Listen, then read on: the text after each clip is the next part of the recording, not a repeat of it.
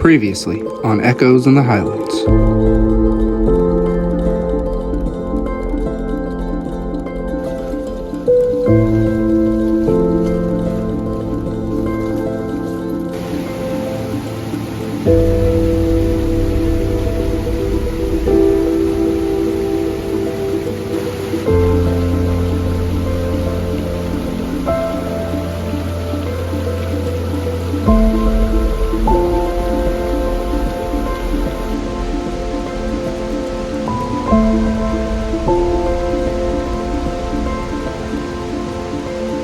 Everybody, it's a great time seeing him. Let him go on back. And he's gone.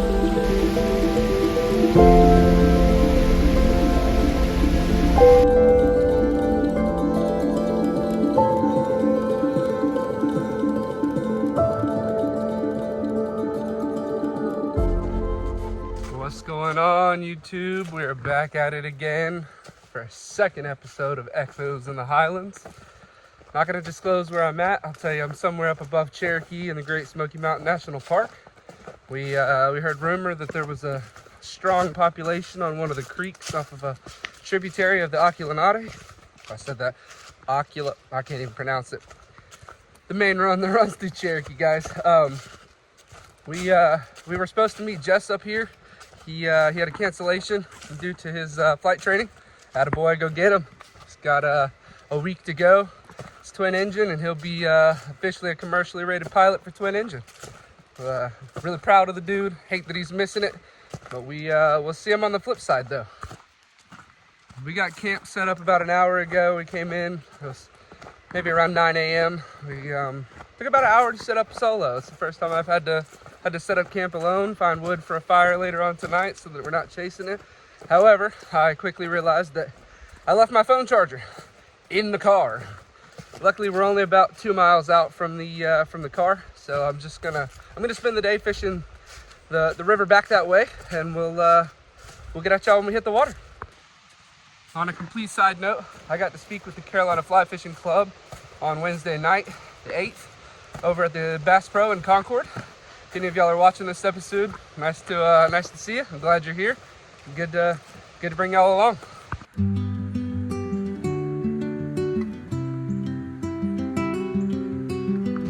Alright, y'all. Well, we fished a few little holes on the way down. Made it back to the car. Got the charger, got my headphones, because I forgot those as well.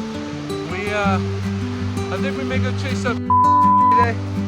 I'm about to head back to camp, make some lunch. It's been a long morning. I fished a few of the small holes coming up. Spooked a couple little rainbows.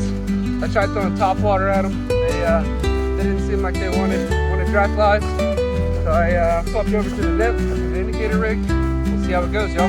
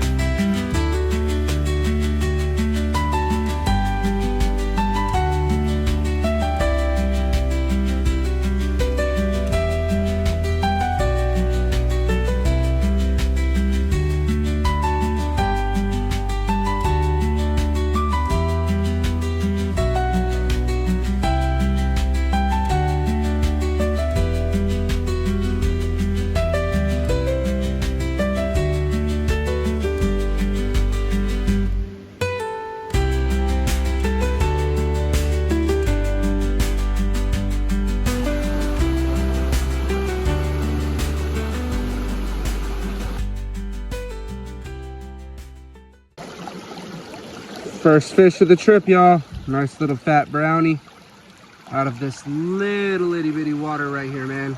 He hit that fly perfectly and he took it straight up underneath that log right there. Look at that red on them back fins. Good Lord, you are gorgeous, buddy. Just everybody take a good look at his colors, man. He is fired up for spawn season. Are you ready, buddy?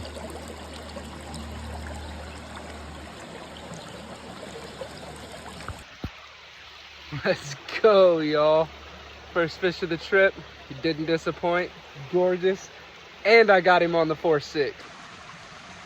I want to take just a second, y'all, and discuss this fish. He was in, less than maybe 6 inches of water. I put it down the left side of the log. I'd been casting down the right. He hadn't taken it, nothing. I couldn't see him at all. I put it on the left side of this log I'm about to show y'all, and he destroyed it and immediately ran for cover. Right here to the left, and he took it straight down here and went right under that log right there. I thought he was a lost cause for a minute because I didn't think I was going to get him out of there, but man, did he pull against it.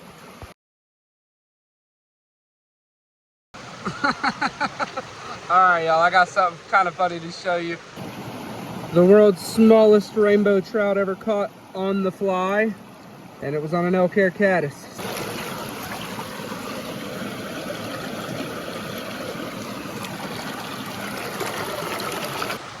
Guys, this blue line has not disappointed. No brookies yet, but this is Echoes in the Highlands. This is why we call it an echo. Sometimes you find them, sometimes you don't. At the rate of that brown that I caught back there, and then this itty bitty little rainbow, the brooks are probably farther on up. There's a series of waterfalls on this stream that would keep the browns and the bows down for the most part. So we're gonna keep pushing until we find the next waterfall.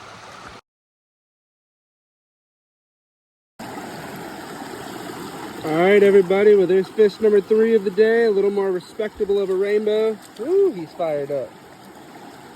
Go ahead and get him back in the water. Another one for the elk hair caddis, y'all.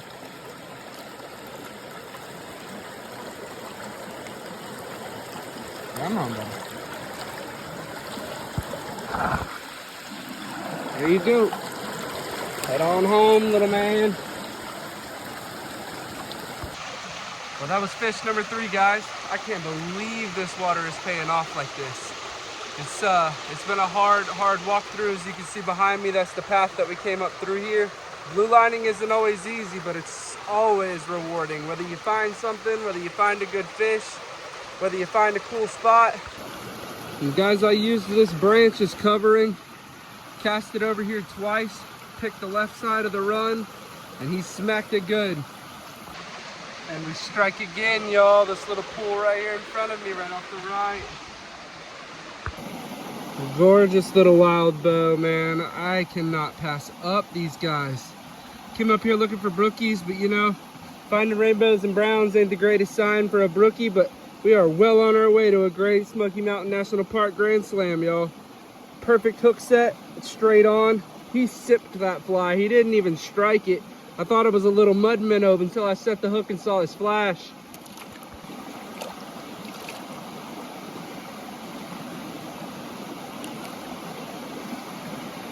Let's get this little guy unhooked and we'll get him back in the water, y'all.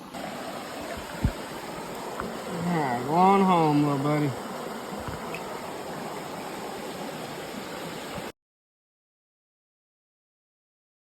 Yo!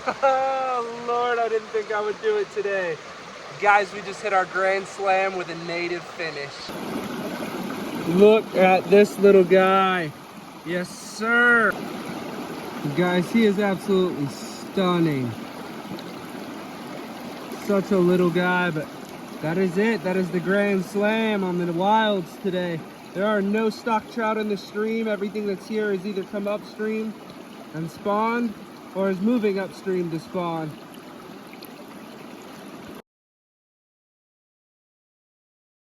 Guys, we are tearing it up out here, man. This is yet a number 6, I do believe. Yet another little bow. They are spawning, or they're pushing up to spawn.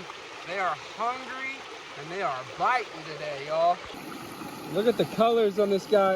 Unlike the others, he's got a lot more pink and purple to him. Probably a female. She's starting to get ready for spawn, so let's get her unhooked and let's get her back in the water, y'all. Come on home, girl. Go. You guys, sometimes this is just how it goes. You get out here You come in search of one thing and you find a whole nother. I never imagined when I started today that I would have been picking up my first Great Smoky Mountain National Park Grand Slam. But it seems like every other pool is a fish. You just got to be smart about it. These fish are wild and they spook very easy. You got to stay in the shadows, use branches as cover. That's where this little 4.6 comes in handy, y'all. You can bow and arrow cast in between anything and still manage to set the hook. Y'all, I picked that little rainbow up from right there in front of that stump. He watched that fly drift all the way down and slowly come out to about right there, and then he just sipped it. I left the tripod at the campsite. I really didn't think today would be this productive, but I'm gonna try and set it up on this log right here in front of me, so if y'all can't see if I can't catch something in this next pool.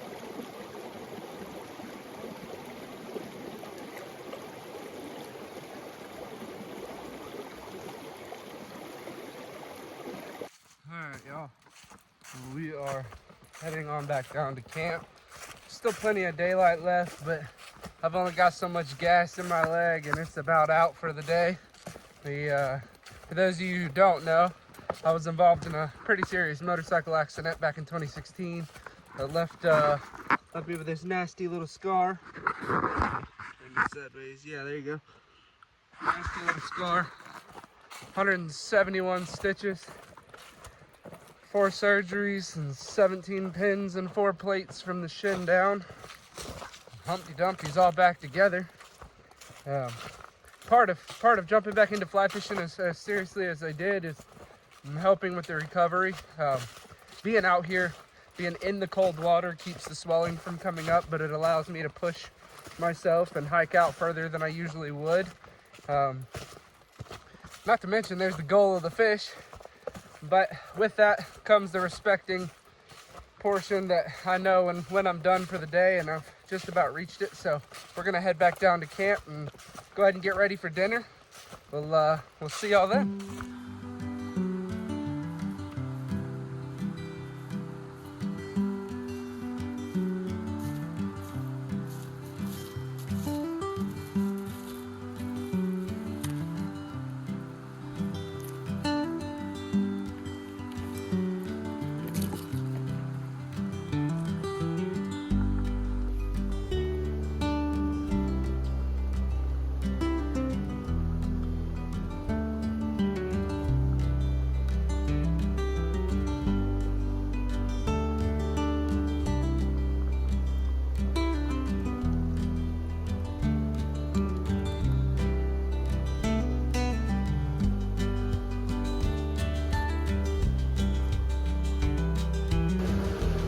You guys, if y'all don't have you one of these, best thing ever. It's super light. You can burn wood in it in the forest.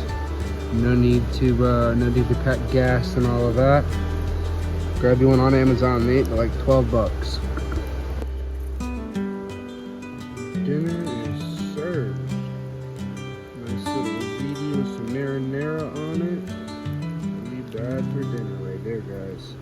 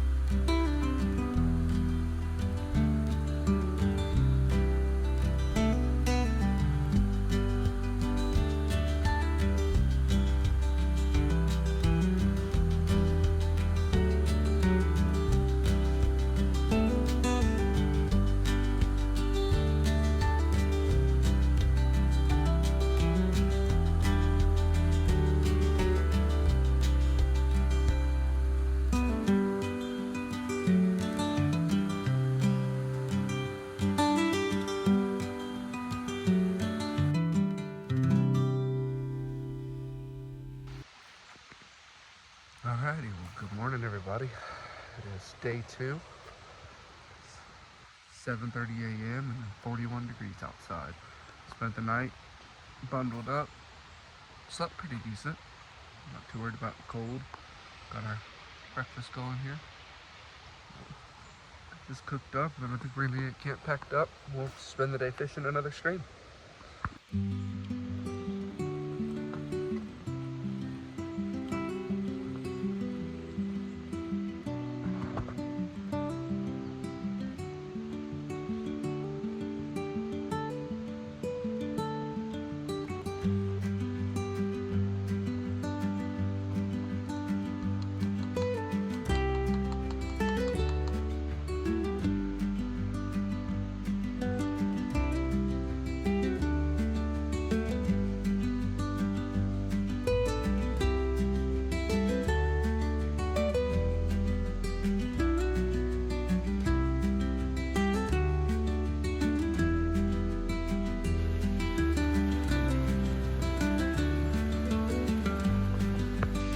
Alright, well, breakfast is finished. It's cooling off. I'm gonna go ahead and start breaking camp down. That way, once we get breakfast done, we can start heading back towards the car. I think we're gonna stop and fish our favorite little creek in between us and Cherokee. See if the rookies are hanging out in there this morning. Otherwise, with that, probably head back towards the house.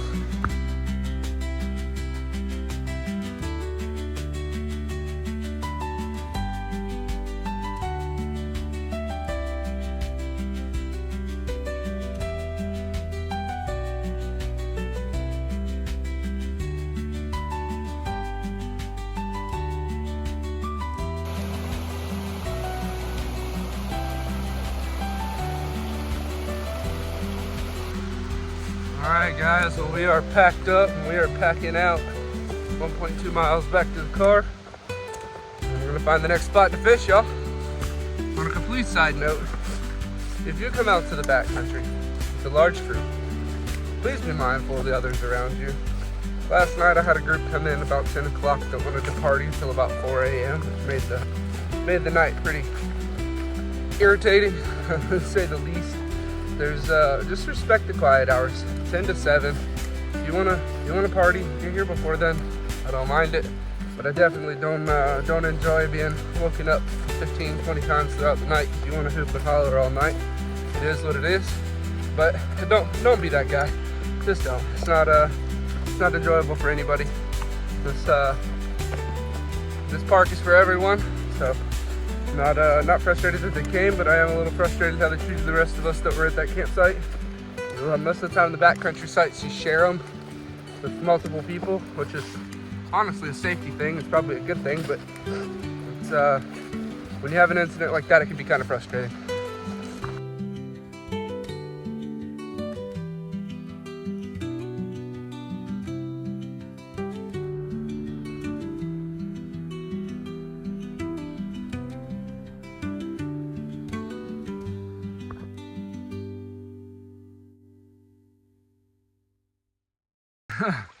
Alright everybody, well we stopped back off at our favorite little spot coming back down the parkway to hit that little hole that was me and Jess caught the rookie in last time.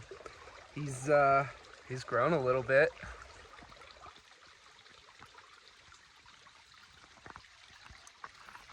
Yes sir, look at that gorgeous little guy. Look at this beautiful South Appalachian rookie. I'm gonna check his nose for patterns with the same pattern vermiculations that we had on the last one. I do believe that is our Africa fish.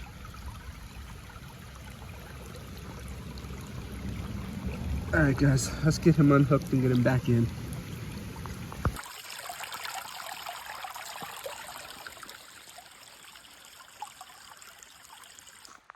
Guys, there's nothing like an early morning brookie, man. I knew he'd be in there. That's one of the deeper holes on this creek. He's my assumption is that he's the dominant male for that area, so he's pushing the other fish out, keeping that hole to himself. It eats good. He always strikes unless you miss the hook set. He's a guaranteed fish, but I like to keep coming back and see him grow, handle him carefully, put him back. It's kind of a tradition for the next time I come by this stream to see if he's still there. And guys, this is what blue lining is all about. This is what Echoes in the Highlands is all about. These small, itty bitty, 2.5 feet, 3 feet wide, maybe 3 inches deep streams that still hold the gem of the Appalachians, our only native trout. It is such a wonder to find them. Let's keep looking and find another one. All right, guys, so we found another one. He is nowhere near the caliber of the last one. However, this is such a beautiful sign that this stream is very healthy and they are spawning. I have never caught one this small here, but he's very, very pretty. Let's take a look at him, y'all.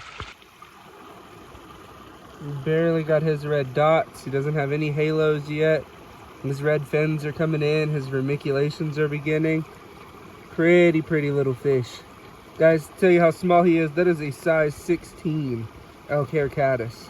And they still choke it. They do not care. Alright, everybody, we are back in the car. We got them clothes changed. We are headed back down through Maggie Valley and on to home. This was a great one. We had a grand slam in day one on the stream of choice for this episode. Didn't find as many brookies as I'd like to.